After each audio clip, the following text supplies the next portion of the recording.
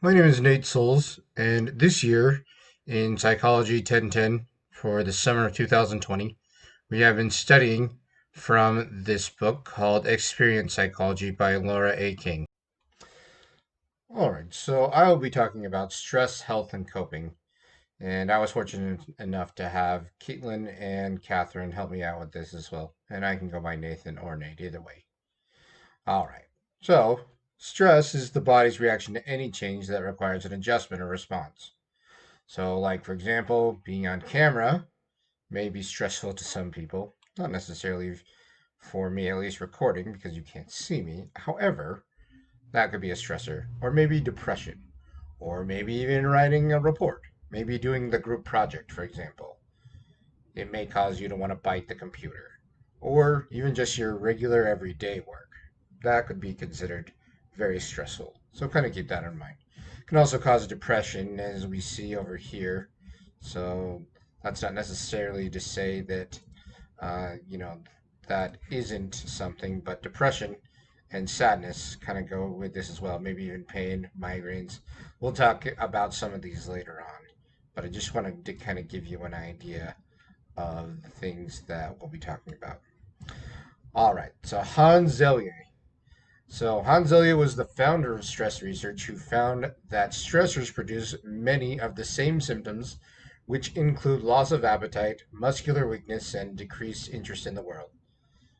So depression and things like that come from some of this, where we just don't want to eat. Maybe we have muscular weakness, we don't want to get out of bed, and of course, you don't have any interest in the world, especially if you're really stressed. People right now during this pandemic here in 2020 are very stressed because of not being able to go outside, or if they do choose to go outside and go to the grocery store or something like that, we don't have a choice. But then there's always that risk that we could get sick from the coronavirus, COVID 19. But Zelia also coined the term general adaptation syndrome, JS. We'll talk about that a little bit more. But this is to describe the common effects and stress on the body when demands are placed on it. So Zelia was very actually invested in this research of stress. That thankfully, we without him, we wouldn't have ways to cope with stress and sort of like those things. So we'll get into talking about that a little bit later as well. All right. So as I mentioned, general adaptation syndrome. So GAS consists of three stages. So there's the alarm stage. So the temporary state of shock in which the body mobilizes its resources. In this stage, the body is trying to cope with stress, which negatively affects the immune system's response. So the idea that something changes in your life, it could be like an invader almost. Kind of like the way that if you get sick, your antibodies try to attack it. Well, it's the same thing. Your body wants to do the best it can to cope with what may be stressing you out. So, for example, if you invite someone over to dinner that you're not comfortable with, or you're meeting them for the first time, that can be a little bit stressful, right? Your body has ways of dealing with that. Some stresses are good, some stresses are bad. Some stresses, you just unfortunately, we do the best that we can to try to handle. Unfortunately, sometimes we get to the point of exhaustion, which is the third here. But there's also resistance. So your body strives to endure the stressor by producing hormones that protect the individual, and the immune system receives a boost. So that may be when you're exercising, for example, you get adrenaline or something like that. That is produced in your body to where you get your second wind, if you've ever heard that term. And then there's that exhaustion piece, as I mentioned. So the resistance becomes depleted. So you can't resist it anymore. A semester of school may do this to some people. You just get completely exhausted or something like that. So at this point, wear and tear takes its toll on the body, and the person may collapse and be susceptible to disease and irreversible damage to the body, such as a heart attack or death. So all that means is that there are times where if you're say you see in TV or stuff where they joke about heart attacks. It's not any laughing matter by any means, but some people just there's a fight or something like that, and it causes them to have a strain on their heart. On you know, I this is probably dating me a little bit, but Sanford and Son, the TV show, Fred Sanford always would pretend to have a heart attack or something like that. This would also be, for example, maybe you get a cold from your exhaustion because your immune system is just no longer able to receive the boost. Or maybe you do have a cold and that's the change. And so you just run on whatever you can to make it through your day, especially if you're working. So here, this is uh, again, the GAS or the General Adaptation Syndrome identified by Hans Selye. So this is the stress response system defends, then it fatigues. So as you can see, you got your baseline there right in the middle, and then you slowly kind of dip because of the fact that this new change or the stressor has started. So then your body tries to resist it, and you're feeling pretty good, right? And you're trying to get through it and that sort of thing. But by the end, you can just be completely exhausted. So you have no reserves anymore. You're just like, oh man, I'm done with this. So, kind of like this project, for example. I know that, and I won't mention any names, but we had someone in this group that she was completely exhausted, poor girl, and ended up no longer taking the class because of this. So, ironically, she just had lost all of her reserves. And so, because of that, it caused her to decide that I'm going to quit the class. So sometimes when we're exhausted, we can do things that maybe are irrational, maybe not. We do the best that we can, though, right? So it's each up to our own individual stressors and how we cope with it. All right, so stress, the body and the brain. So when someone confronts stressor, the body intakes the information through the six senses. This information is sent to the amygdala, and then the amygdala interprets sounds and images and interprets them on an emotional level. So, for example, if you're smelling a pie, then your amygdala actually will, help you sense this information through your six senses. So, you smell the pie, right? So by smelling it, you also have kind of a memory of that. And you know that smelling an apple pie, cherry pie, whatever your, you know, pleasure is, then it's good.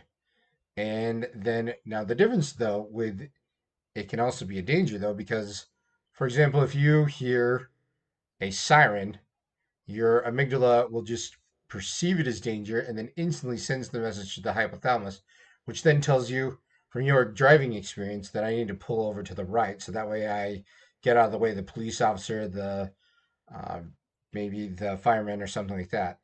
The other thing too is that also maybe we smell fire. And so that could be, depending on where it is. So if you're seeing fire around a campfire, you know that that's not completely dangerous, but you stay at a safe distance. Unlike in a building or something, if you start to smell smoke or something like that, then immediately you're going to perceive that danger. And so your amygdala helps you with that and then instantly sends a message to your hypothalamus that maybe I got to get out of there because you're starting to smell smoke. So, as we mentioned, so stress, there's psychological and physical stress.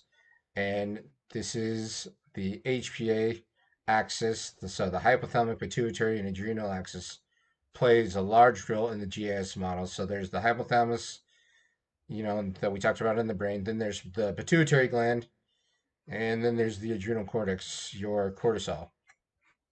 Now, a lot of people interpret cortisol as being fat. It's not necessarily the case that it's being necessarily fat, but it can contribute to, you know, maybe to where you're not necessarily losing weight because of extra cortisol. So kind of keep that in mind. Now, also, when the brain receives that threat, so the amygdala, the area of the brain that contributes to emotional processing, two signals, the hypothalamus to release the corticotropin release hormone, CRH.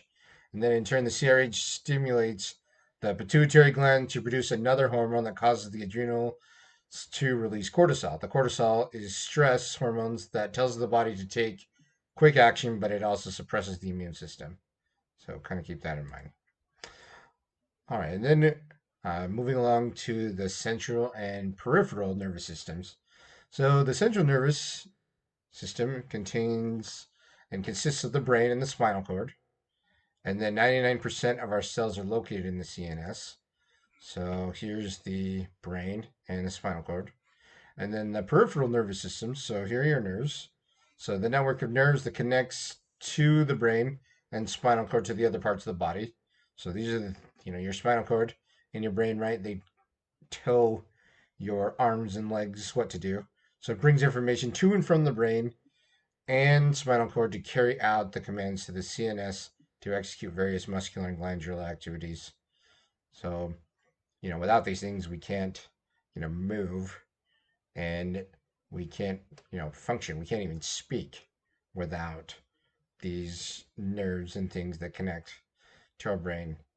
While there are those that, if they have a spinal cord injury or something like that, that's why it's a little bit more difficult for them, or maybe impossible for them, to actually use various nerves in their arms and things like that, because there also could be nerve damage as well. For example, when someone is in a fire, that could also be, they could lose some of the sensation in their nerves because it got burnt or something like that. All right, now the peripheral nervous system. So there's two major divisions. So there's the somatic nervous system. It consists of sensory nerves whose function is to convey information about the skin and muscles to the CNS, about conditions such as pain and temperature, and motor nerves whose function is to tell the muscles what to do. Then there's the autonomic nervous system. Now, what this is to take messages to and from the body's internal organs, monitoring such processes as breathing, heart rate, and digestion. Nervous system, so we talked about this before, the nervous system, the CNS, and then there's the peripheral nervous system, so the PNS, and then there's the somatic nervous system. So it's voluntary, it relays information to and from the skin and the skeletal muscles. So as we mentioned, you got those nerve endings on your skin. Then there's the autonomic nervous system, this is involuntary, and it consists again of the sensory nerves whose function is to convey information from the skin and muscles to the CNS.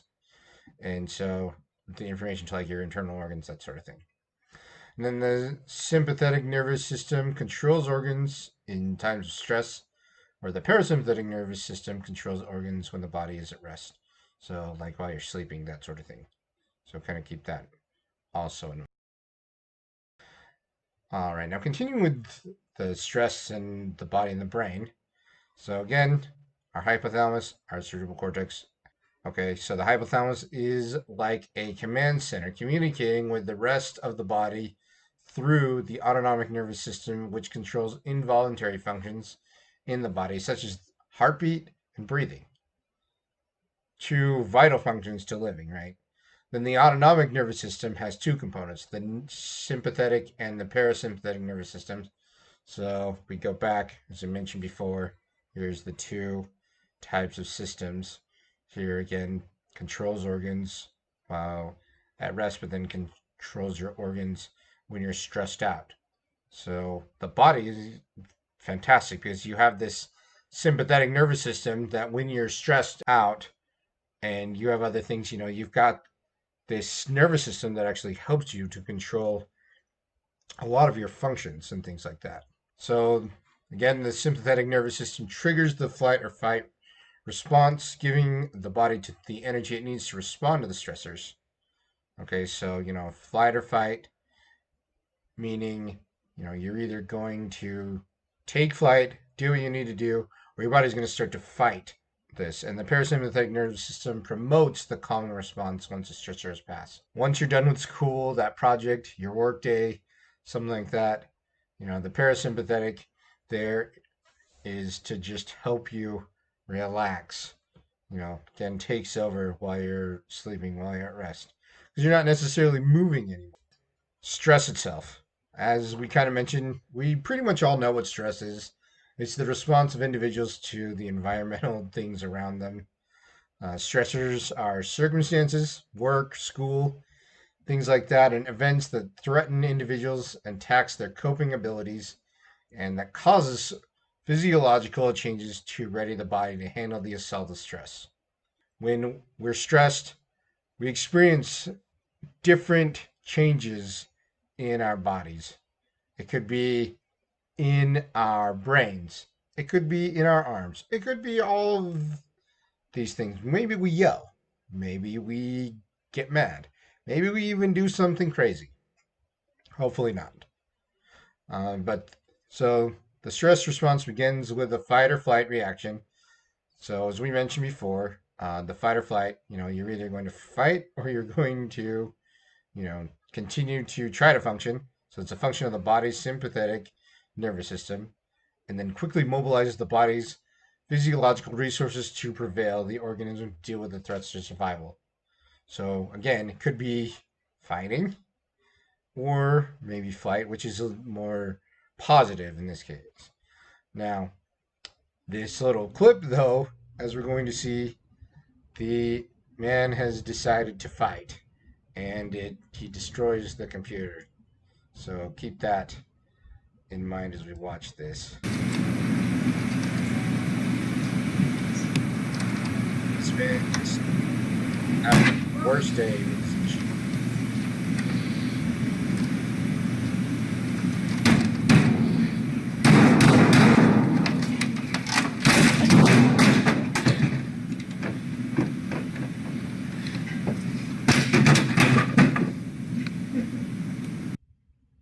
Granted, that was an older computer, so I might be kind of upset too. But that's kind of what happens in that case. Now, corticosteroids and stress. So, corticosteroids are released when the body undergoes the stress. They are powerful stress hormones. Then it focuses the brain's attention on what needs to be done right now. So that's part of the fight. We still need to get through it somehow. Now, acute stress, the momentary stress that occurs in response to life experiences when the stressful situation ends, so does the acute stress. So when it ends, you no longer have that acute stress. Okay. Now, the chronic stress, though, so it's stress that goes on continually that may lead to persistent autonomic nervous system arousal. Your headaches, your uh, muscle aches, that sort of thing. This could be, uh, chronic, or maybe it's your work. Your work could be chronic. While the sympathetic nervous system is working to try to meet the demands of this, the parasympathetic nervous system is not getting chance to do its job of maintenance and repair, of digesting food, or keeping our organs in good working order.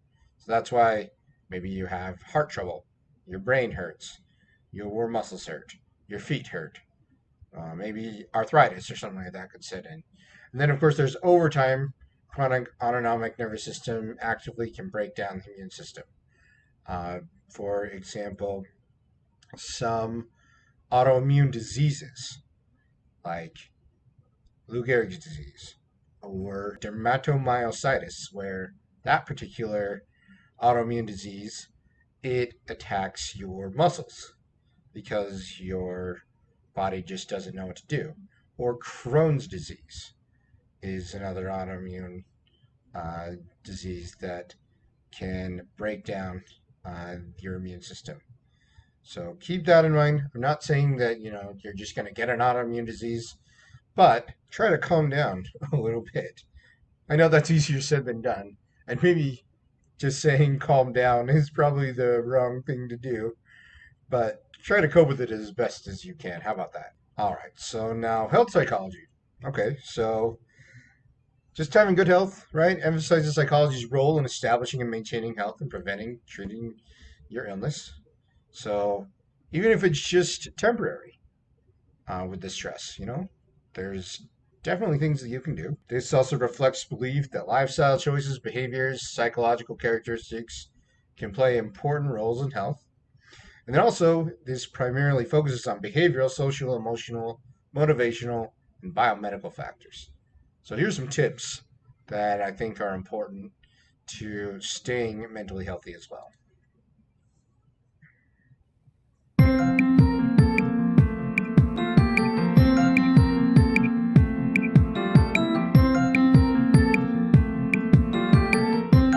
So yeah, set aside some time to do something you love.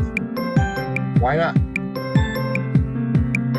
Challenge yourself, value yourself, right? Right now during the pandemic, especially this one is important.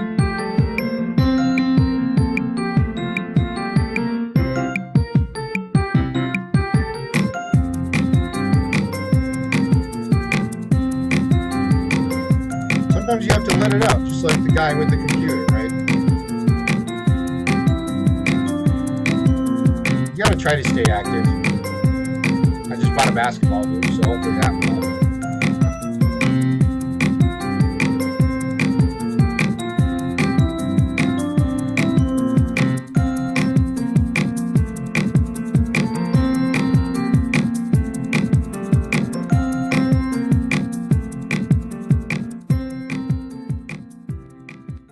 So ask for help, right, if you need it. And breathe. Don't forget to breathe. Mr. Miyagi in The Karate Kid in 1984 said, "No breathe, no life." Okay? So you gotta breathe. All right. So do some positive things to change your life, right? So with your health behaviors, practices that have an impact on physical well-being include adopting a healthy approach to stress, exercising, eating right, brushing our teeth, performing breast and testicular exams. Those are important things to make sure that we don't have cancer. Those are fairly common forms of cancer, unfortunately. So we definitely want to make sure that we get those examinations. And then some big ones. I mean, I'm not going to say that you shouldn't do these things, but honestly, smoking, drinking, smoking for sure, that can really cause more stress. Drinking in moderation. I don't drink, but that doesn't mean that you shouldn't. But you definitely should not just drink to excess because it's putting undue stress on your body when you're getting drunk, that sort of thing. At the very least, your liver is working overtime. I don't want to necessarily get into that, but might be a good idea not to drink at all. And then practicing safe sex. That kind of speaks for itself in that, I mean, one, you don't want to have unwanted pregnancy or anything like that, but two, you don't want to have to worry about that you're going to get some kind of disease from being with any kind of partner.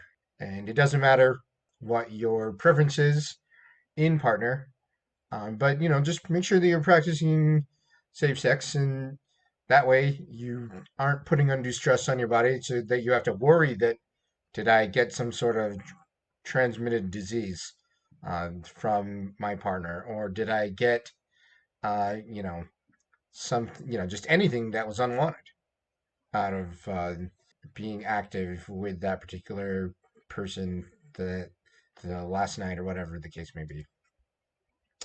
All right, so here's some things to think about with changing your behaviors. And that's, something we'll continue here. So there's the theoretical models of change.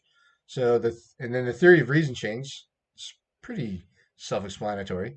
So there's the specific changes, intentions about the behavioral change, right? So you need to actually have good intentions about it.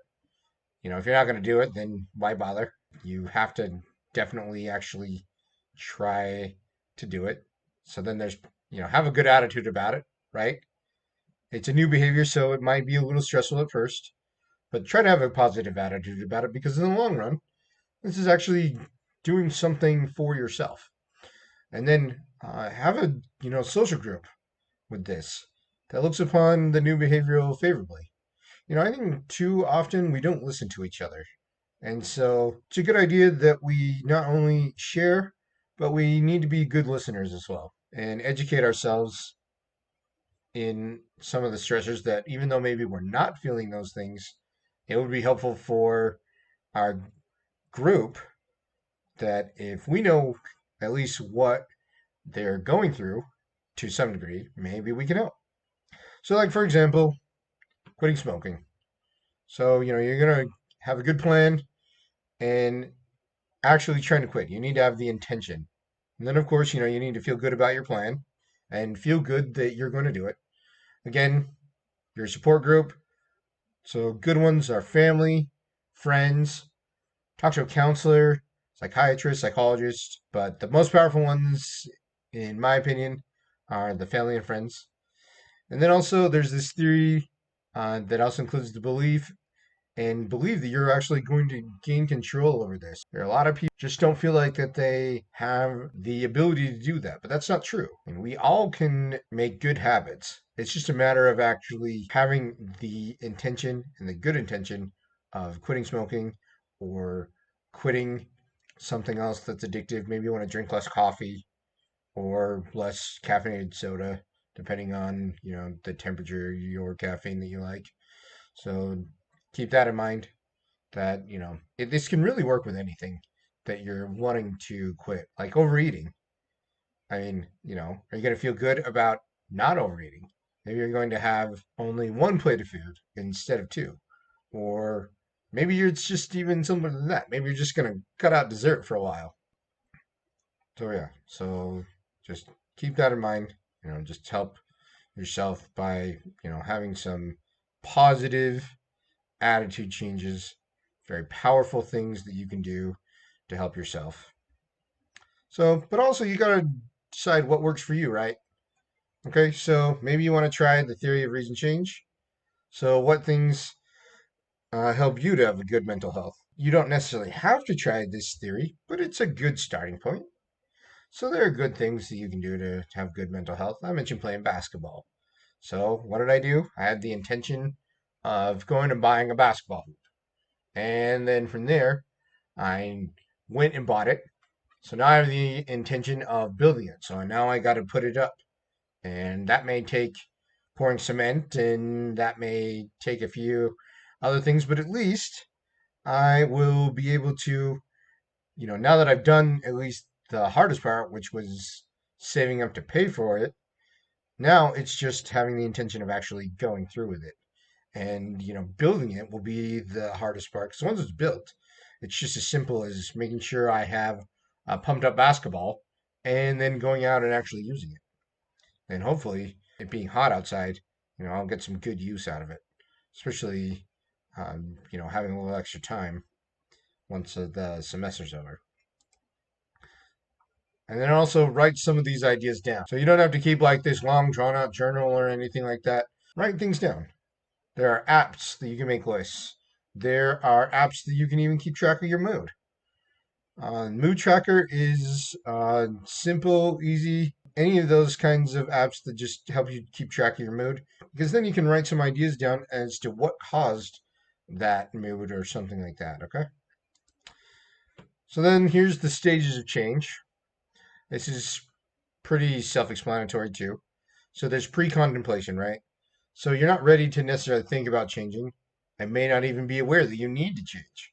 So like someone who is overweight. We may not think we have an overweight problem because, we don't feel like we're losing sleep.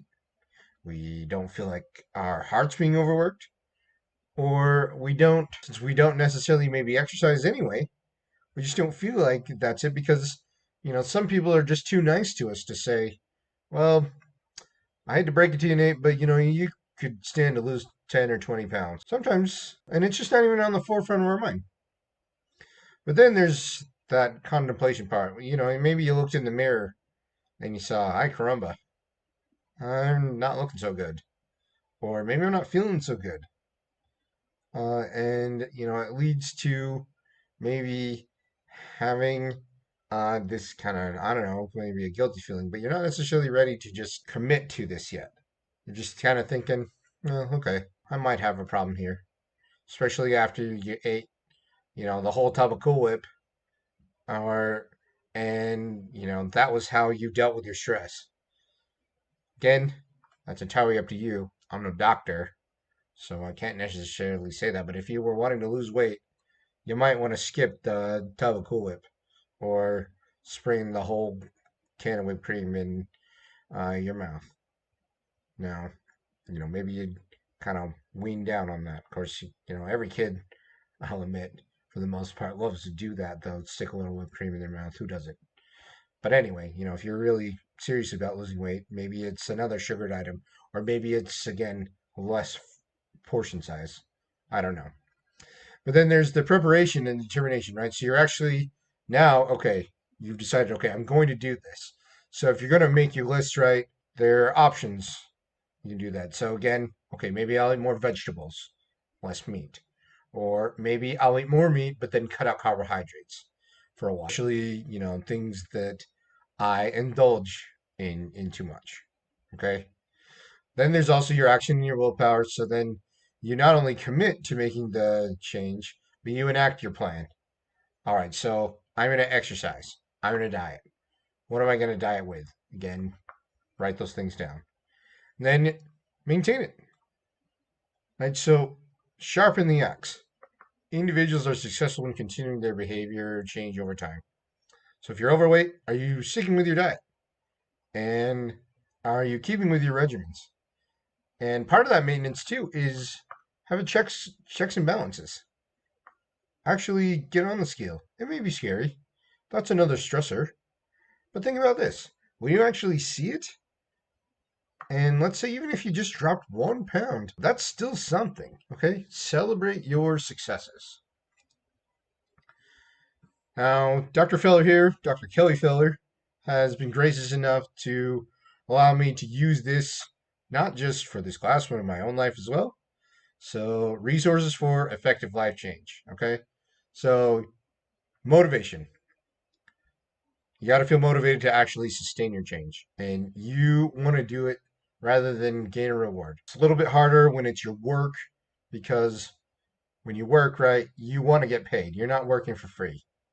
You volunteer, but you're not doing your job that maybe you don't like, or maybe you're doing school you don't necessarily like, your classes that you have, but you're just doing it to go through the motions because you want to gain the degree. Okay, I get it. But also keep in mind your social relationships provide aid, emotional support, and information. Try to have some sort of social interaction.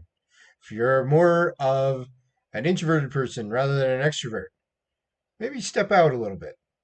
Try to have some balance with this. Then also, religious faith is associated with enhanced health. Now, I'm not saying that you need to be Christian, okay? That's a misnomer. Whether you believe in science, whether you believe in yourself, or whether even if your religion is football, okay? It doesn't really matter as long as, you just need something that you personally believe in. And then there's self-efficacy. And that's helpful because it teaches you that what works best for you and helps bring balance.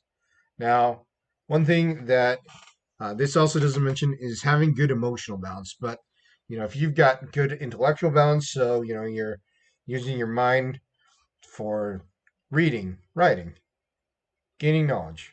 Okay, so you need to do a little bit of that. You have your social part, your spiritual part, which again does not have to be an actual religion. That can be, just something that you never miss. Maybe it's a TV show. And then there's the physical part, getting a little exercise, being out, even if it's just walking.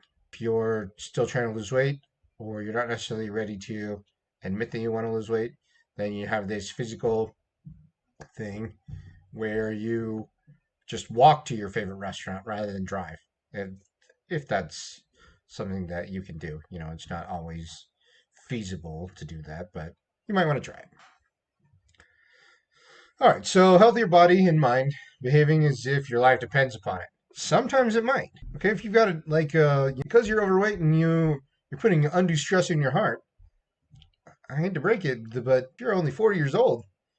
I know some of you are probably thinking, "Oh man, it's a long way off." But at 40, that could maybe keep you from getting to 50 or 60.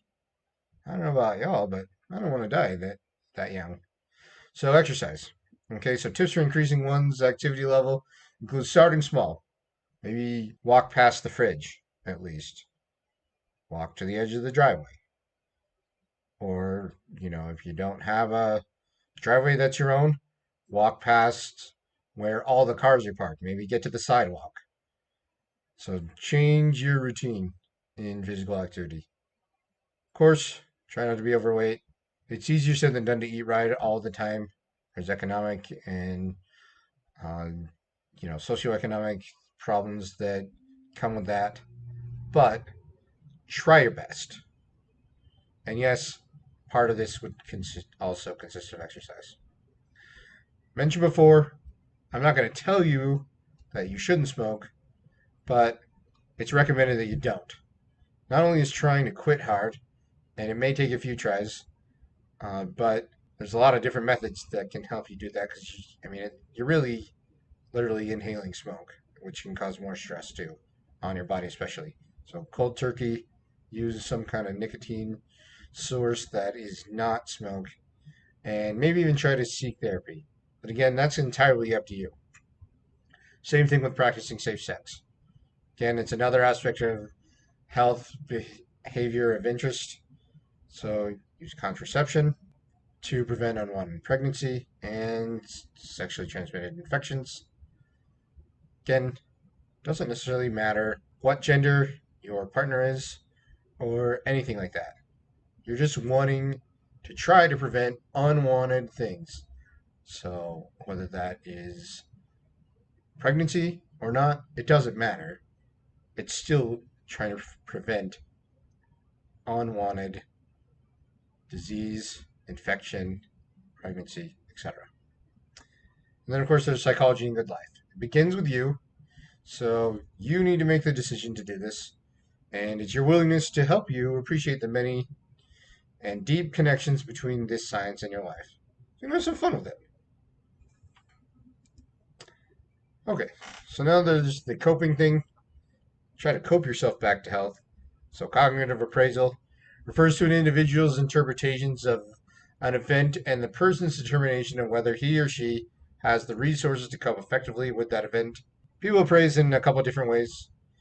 So, there's the primary appraisal, which individuals interpret whether an event involves harm or loss that has already occurred or the threat of future danger or a challenge to overcome, perceiving a stressor as a challenge to overcome rather than as a threat is a good strategy for reducing stress.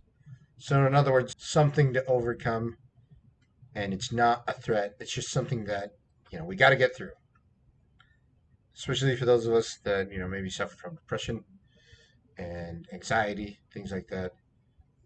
We somehow have to learn to live with this and do what you can with your primary appraisal. But secondary appraisal, after this primary appraisal, so individuals evaluate their resources and determine how effectively they can be marshaled to cope with an event. Depends on the degree to which an event is appraised as harmful, threatening, or challenging. Really should just focus on it being challenging.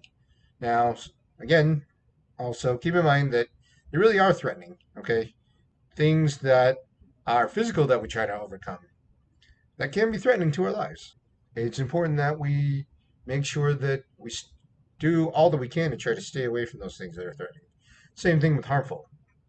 If you're putting a lot of different harmful things in your body, that, yeah, I know, it's nice to have a good time, have a drink or whatever. Overdoing it, maybe you ought to think that that could become threatening, and then it becomes a challenge, like drinking, because alcoholism and things like that are very real, and you don't hopefully want to get to that point. So maybe make the decision now to not make that a stressor in your life.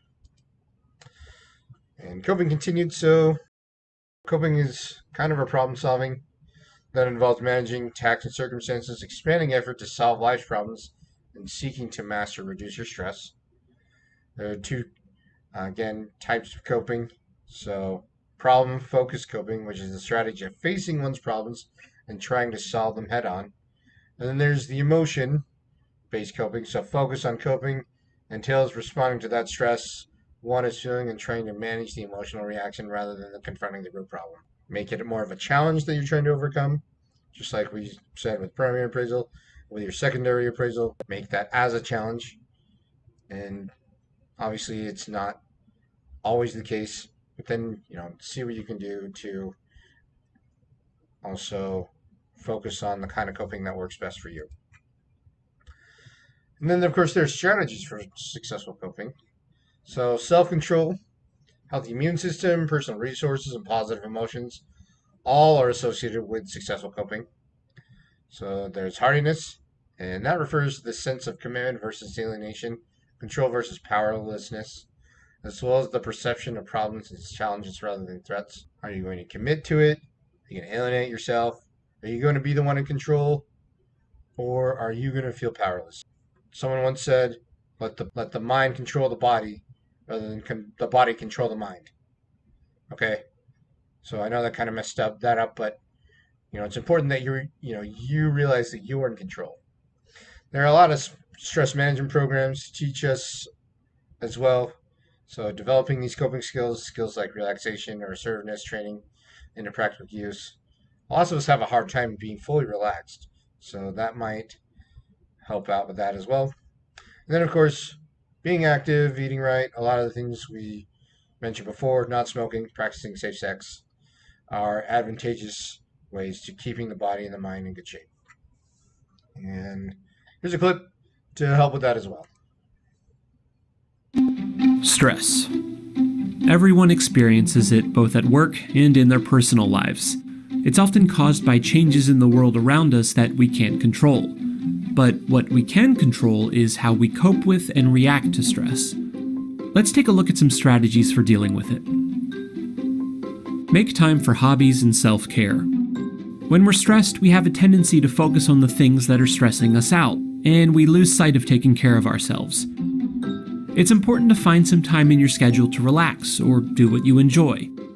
This can give you a renewed sense of energy and well-being. Use time management skills. There may be times where projects and tasks just start to pile up and you feel trapped under it all. This could be due to procrastinating or taking on too much work. Try listing out your tasks and prioritizing them. This can make it easier to get through them, and who knows, you may even find some tasks that are unnecessary or that you can delegate to others. Exercise. Stress often makes us tired and increases our anxiety. Studies have shown that over time, exercise can help to reduce anxiety levels and make you feel more energetic. Find an activity that you enjoy, whether it's walking, swimming, or something else, and try fitting it into your schedule a few times a week. I probably have anxiety. Remove unnecessary sources of stress. While you can't control the changes that happen to you, there may be certain stressors that you can eliminate. For example, you could try limiting your access to daily news, spending less time on social media, or reducing the number of new projects you take on. While stress is inevitable, it's important to remember that there are always ways of managing it and improving the quality of your life.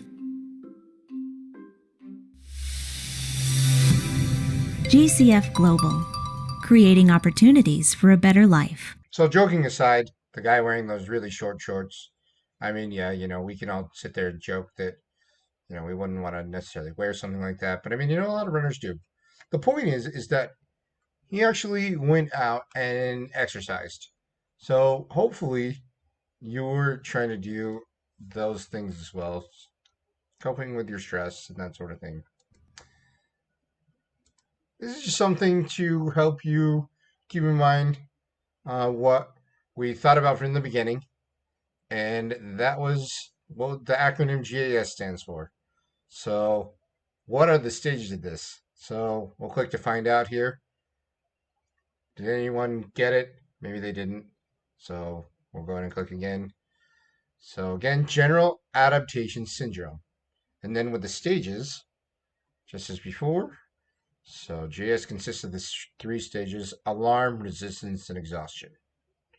So in the alarm stage, we got shocked with this stressor that just came into our lives.